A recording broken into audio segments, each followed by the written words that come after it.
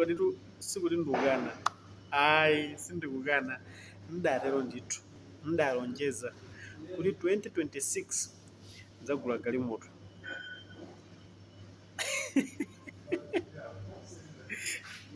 Koma zachitikazo mzanga naye wapamtima wakumwana chikumbutso pamene anu lakutsogolo wagula yake galimoto chaka chathachi 2025 ndene chaka chinocho ndigula yanga galimoto. Anthu azili chani sazili ndipanga moyo wampikisano sazili ndipanga moyo wakaliyesera kalionera ineyo moyo wampikisano sindimaufuna.